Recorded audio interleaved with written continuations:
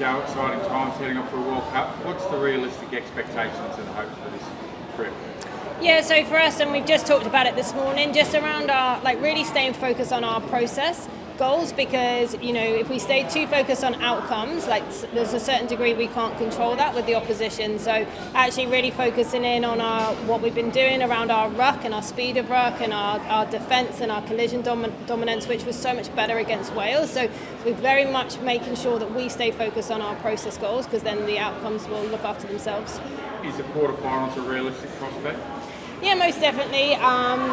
Ultimately, we know that we need to perform against Samoa. USA is a big one in that middle, and then we take on the currently the best team in the world, which is England. So yeah, to make sure we get out of that pool is a big focus.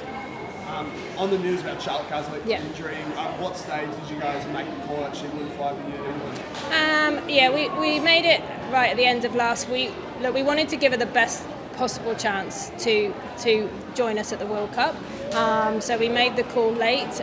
She's done exceptionally well to get to this point anyway. It was obviously the combinations of the two injuries that she sustained has made it really hard for her, but she's worked exceptionally hard, and for us now she continues on that accelerated return. And as we know, rugby's it can be a brutal sport, and if we pick up injuries over these few weeks, she could end up joining us at the back end of the tournament.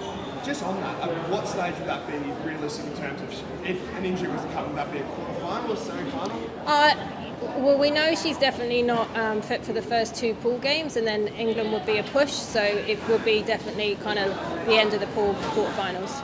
And just for someone like her who's moved 7 to 15s, put that 7th career on hold for this team, how do you go about sort of rallying around her after her showing those emotional scenes when that realisation came that she wouldn't be able to go?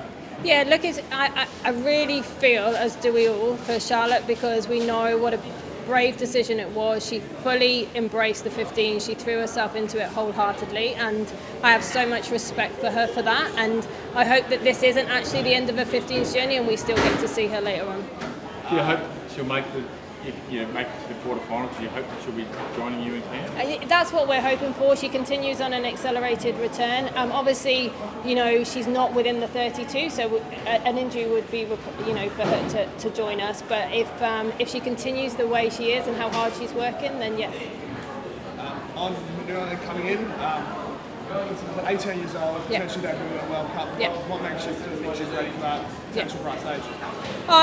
Look, Nua has been with us through the whole season. She's been in every camp with us. She played exceptionally well against for England. For Wallaroos A team against Samoa, so we are so excited to see her perform. She's taken every opportunity we've given her, and she's really matured beyond her years, and we've seen huge amounts of progress from her during the camps. She's been around these camps, so she might have been in camp when you named the World Cup, so I'm not entirely sure.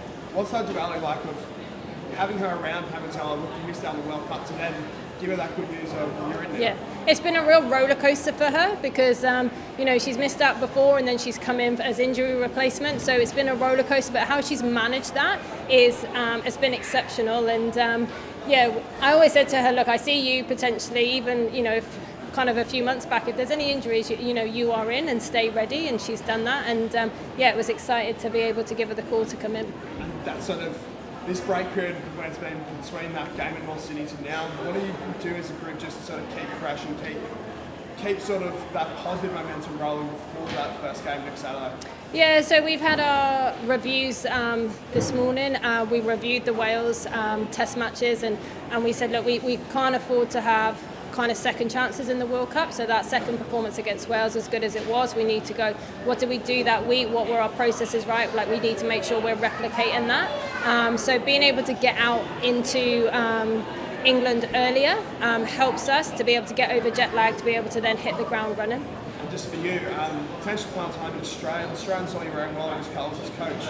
Does that sink in yet, just around that this was your last time travelling over the group before you stayed in England after this World Cup? Yeah, it's tough. I haven't given it huge amounts of thoughts. Now and again you do, because when we had the farewell after the Wales game and all the families were there, and seeing some of those families that have become a big part of my journey here, and saying sort of farewell to them probably for the last time, those that aren't coming out to the World Cup. that kind of hit home a little bit because they've really kind of supported me and got behind me, and I really appreciate that from the families, and so that was sad, but now it's very much feels like we've got a job to do, and that's my big focus. Thank you. Thank you.